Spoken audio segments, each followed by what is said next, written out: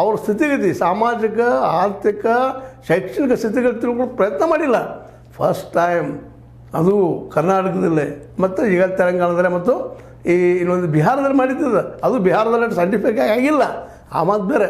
ಇವತ್ತು ಆ ಜನ ಎಲ್ಲ ಎಚ್ಚರಗೊಳ್ತಾ ಇದ್ದಾರೆ. ಇಲ್ಲ, ನೀವೆಲ್ಲರೂ ಕೂಡ ನಮ್ಮ ಹಕ್ಕಿಗೆ ಸೋಳ್ತಾ ಇದ್ದೀರಿ, ಸಮೀಕ್ಷೆ ಮಾಡಲಿ. ಅವರು ಸಮೀಕ್ಷೆ ಮಾಡಿದ ನಂತರ ಏನು ಬರ್ತದೆ ನೋಡೋಣ, ನಮಗೆ ಅವಕಾಶಗಳು ಸಿಗಲಿ ಅಂಥೇಳಿ ಅವ್ರು ಎದ್ದು ನಿಲ್ತಾ ಇದ್ದಾರೆ. ನಿಜವಾಗಿಯೂ ಅವ್ರು ಕೇಳೋದ್ರಲ್ಲಿ ಅರ್ಥ ಅದ.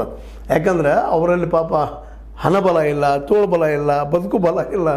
ಇವತ್ತು ಮುಂಜಾನೆ ಹೇಳಿಲ್ಲ, ಈಗ ಅಲ್ಲಿ ಸಲ ಹೇಳ್ತಾ ಇದ್ದೀನಿ ಅದನ್ನು, ಮುಂಜಾನೆ ಸಾಯಂಕಾಲ ತನಕ ದುಡಿದಾಗ 300, 400, 500 ರೂಪಾಯಿ ತಂದು ಮತ್ತು ದುಡ್ಡು ಮ್ಯಾಲೆ ನಾವು ಕಲಿಸಿಬಿಟ್ವಿ ನಮ್ಮ ಜನಕ್ಕೆ. ಕುಡಿಯೋದನ್ನು, ತೀರ್ಥ ತೊಗೊಳೋದನ್ನು, ಎಣ್ಣೆ ತೊಗೊಳೋದನ್ನು ಅಲ್ಲೆಷ್ಟು ದುಡ್ಡು ಹಾಕಿ ಮನೆಗೆ ತಂದು ಹಚ್ಚುವ ಮುಗಿದು ಬಿಟ್ಟಿರ್ತದೆ. ಈ ಎಲ್ಲ ನೆಲೆಗಟ್ಟಿನಲ್ಲೇ ಈ ಸಮೀಕ್ಷೆಯನ್ನು ವಿರೋಧಿಸೋ ಅವ್ರ ಮನೆ ಮುಂದೆ ನಾವು ಧರಣಿ ಮಾಡ್ತೀವಿ ಇದನ್ನು ಮುಂದುವರಿಸಿದ್ರೆ ಅಂಥೇಳಿ ಹಿಂದುಳಿದ ವರ್ಗಗಳ ಒಕ್ಕೂಟ ಕರ್ನಾಟಕದ್ದು ಇವತ್ತು ಪ್ರೆಸ್ ಕರೆದು ಹೇಳ್ತಾ ಇದೆ. ಆದರೆ ಇದು ಮೇನ್ ಸುದ್ದಿ ಆಗಬೇಕಾಗಿತ್ತು, ಪ್ರತಿಯೊಂದು ಪತ್ರಿಕೆ ಫ್ರಂಟ್ ಪೇಜ್ ಮೇಲೆ ಬರಬೇಕಾಗಿತ್ತು. ಮತ್ತು ಇವತ್ತಿನ ಮೇನ್ ನ್ಯೂಸ್ ಇದಾಗಬೇಕಾಗಿತ್ತು.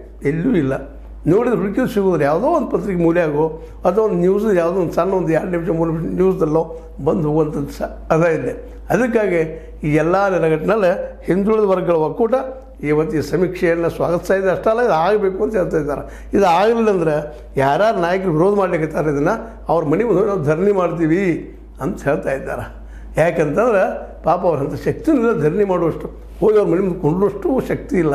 ಯಾಕಂದರೆ ಅವ್ರ ಮನೆ ಈ ಮತ್ತೆ ಹೇಳ್ತಾ ಇದ್ದೀನಿ ಮಾತನ್ನು, ಮುಂಜಾನೆಯಿಂದ ಸಾಯಂಕಾಲ ದುಡಿದ ಅವ್ರ ಮನೆ ನಡೀತಿರ್ತದೆ. ಹೀಗಿದ್ದಾಗ ಅವ್ರು ಎಲ್ಲಿ ಪಾಪ ಧರಣಿ ಮಾಡ್ತಾರೆ, ಎಲ್ಲಿ